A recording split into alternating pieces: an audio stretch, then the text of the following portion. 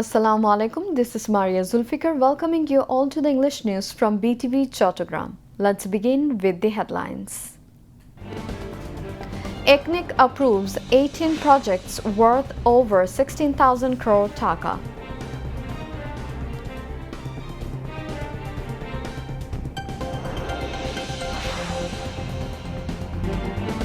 Sheikh Hasina sentenced to 5 years, Sheikh Rehana to 7 years and Tulip Siddiq to 2 years in Purbachal plot corruption case.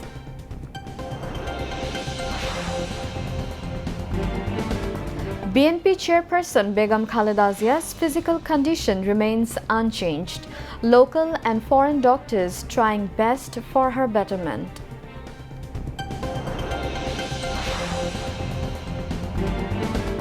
Congenial environment for fair elections created, comments BNP Secretary General.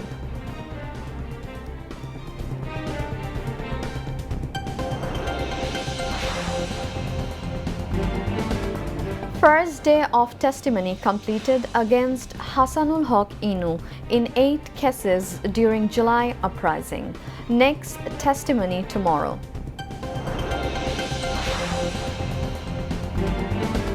First day of December, month of victory today. Bangladesh achieves independence, defeating Pakistani occupying forces in this month.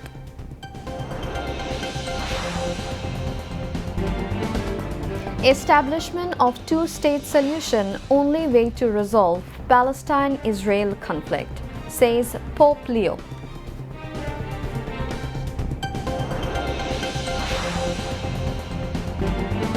And India defeats South Africa by 17 runs in first ODI of 3-match series in Ranchi.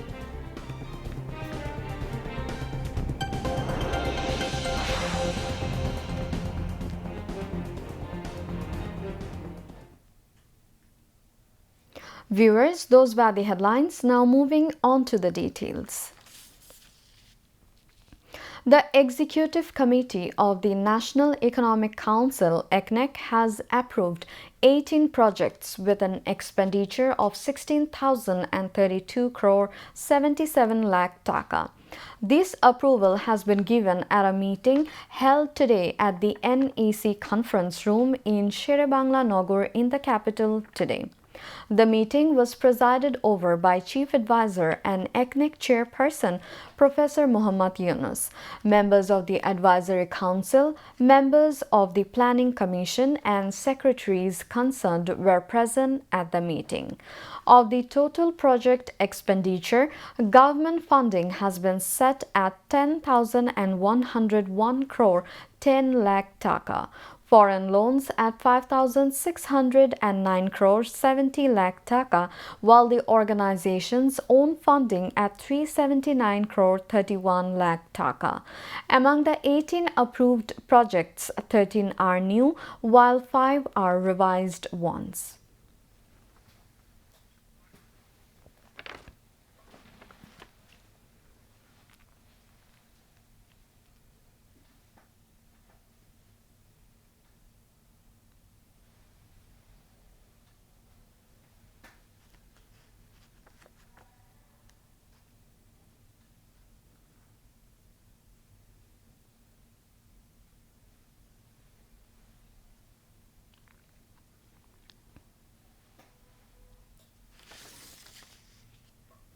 The verdict in the case filed over allegations of abusing power to obtain a 10-kata government plot in the Purbachal New Town project in the capital has been delivered.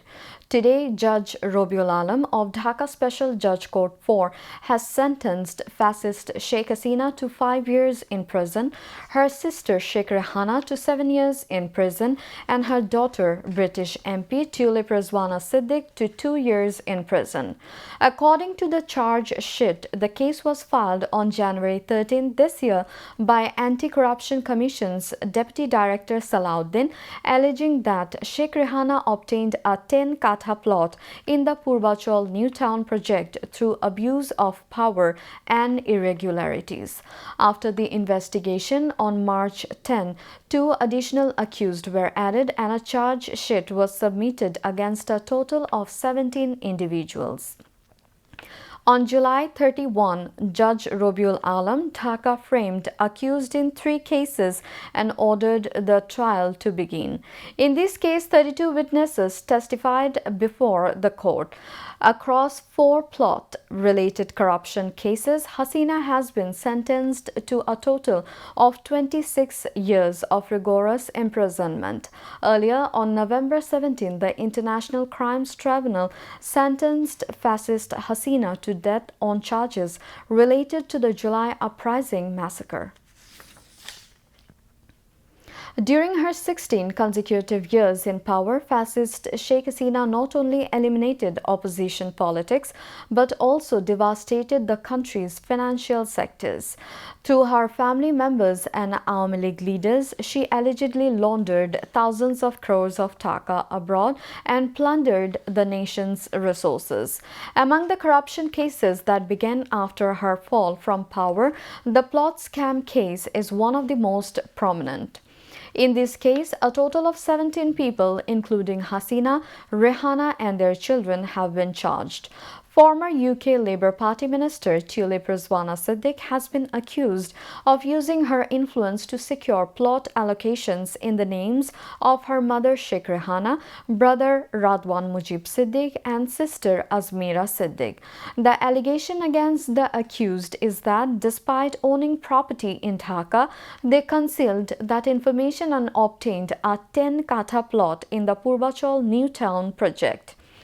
According to the charge sheet, with Tulip's special authority and assistance, Sheikh Hasina abused her power to approve the plot allocation, and later there were allegations of tampering with official documents.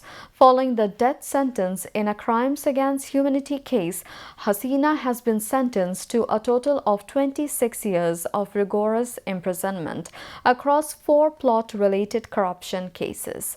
Her son Shojib Wazid Joy and daughter Saima Wazid Putul have each been sentenced in separate cases to 5 years in prison, and both are currently fugitives.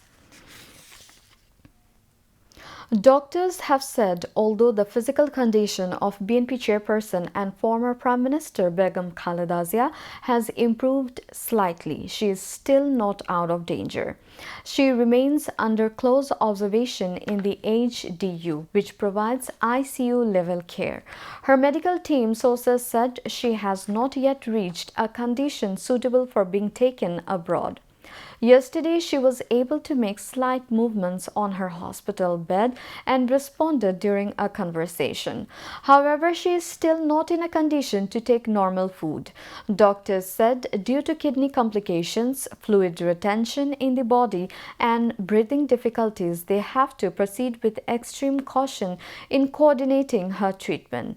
Azad M. Zahid Hussain, a member of the medical board, said Khaleda Zia is currently able to receive ongoing treatment, but she has not yet become stable enough to be moved abroad. The family has also not reached any final decision regarding taking her overseas. Doctors fear a long flight, physical strain during travel, and environmental changes could pose significant risks to her health. BNP source said Tariq Rahman and his wife Zubaida Rahman are closely monitoring the situation and are in contact with relevant parties about the possibility of treatment abroad. Meanwhile, due to Khaleda Zia's critical illness, the BNP's announced Victory Torch roadshow has been postponed. At an emergency press briefing in the capital, the party's senior Joint Secretary General Ruhul Kabir Rizvi said since the party chairperson is undergoing treatment, it is best to keep the program suspended for now. BNP Secretary General Mirza Fakhrul Islam Alamgir has thanked the government for creating an environment conducive to free and fair elections in the country and for preparing to hold polls in February. He made the remarks today at BNP Chairperson's Gulshan Political Office during an event where renowned economist Reza Kibriya joined the party. Mirza Fakhrul said if the BNP voted to power, it will build a democratic and economically prosperous nation. Speaking about the treatment of Begum Khaleda Zia, the BNP Secretary General said doctors are making their utmost efforts to help her recover. BNP Standing Committee member Salahuddin Ahmed and other senior leaders were present at that time. The International Crimes Tribunal has postponed till tomorrow the deposition hearing in the case against Hassanul Haq Inu, which involves 8 charges of crimes against humanity, including the killing of 6 people in Kushtia during the July uprising. International Crimes Tribunal 2 fixed the date today after the first day of testimony. 2 witnesses testified before the tribunal today.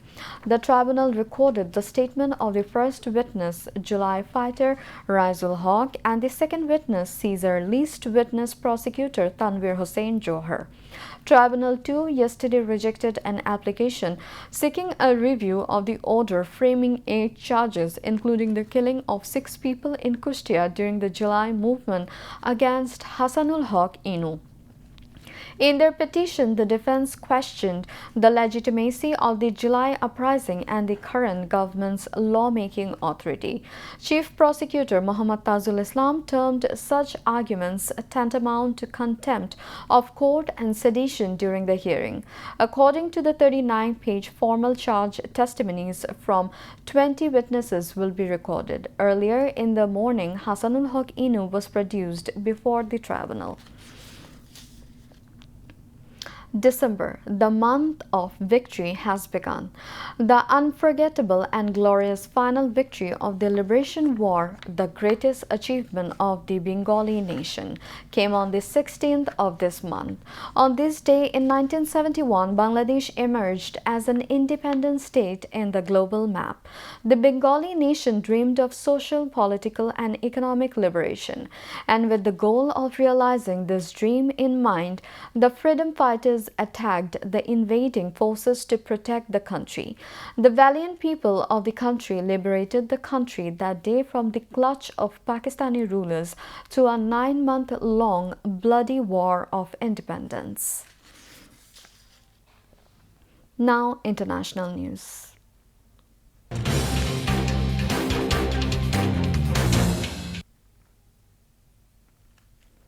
Pope Leo XIV reiterated the Vatican's insistence on a 2-state resolution for the Israeli-Palestinian conflict, saying it's the only solution that can guarantee justice for both sides. Leo made the comments as he flew from Turkey to Lebanon on Sunday for the second and final leg of his maiden international voyage as Pope. On the flight, the pontiff was asked by reporters about his private talks with Turkish President Recep Tayyip Erdogan upon his arrival in Ankara and whether they discussed the wars in Gaza and Ukraine. Leo confirmed they had and said Turkey has an important role to play to end both conflicts. On Gaza, he repeated the Holy See's long-standing position supporting a 2-state solution for Israel and the Palestinians. The creation of a Palestinian state in East Jerusalem, the occupied West Bank and Gaza has long been seen internationally as the only way to resolve the decades-long conflict. Floods across Indonesia, Sri Lanka, Thailand and Malaysia have killed more than 1,000 people in less than a week. At least 502 people have been reported killed in Indonesia, 335 in Sri Lanka, 176 in Thailand and 3 in Malaysia. Sri Lanka and Indonesia have deployed military personnel to help victims of the devastating flooding. The Indonesian Agency for Meteorology, Climatology and Geophysics has issued a forecast for rain across much of the country. Search and rescue operations have continued in multiple areas across all of the affected countries. U.S. Secretary of State Marco Rubio said talks with Ukraine over a deal to end the Russia-Ukraine war were productive, but there is more work to be done.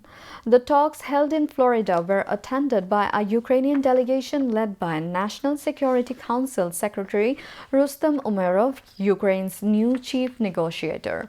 Also at the meeting were President Donald Trump's envoy Steve Witkoff, and Trump's son-in-law Jared Kushner. Witkoff is due to visit Moscow for talks next week. Umerov was brought in to replace the Ukrainian president's top negotiator, Andriy Yermak, after he quit the following an anti-corruption raid on his home. Sunday's meeting is the latest step into 2 weeks of intense diplomatic activity. It was sparked by the leaking of a 28-point U.S. peace plan which shocked Ukraine and its European allies for appearing to favor Russia, which invaded Ukraine nearly 4 years ago. Meanwhile, Marco Rubio also told the Ukrainian delegation that the aim of peace talks with Russia is to leave Ukraine sovereign, independent, and prosperous.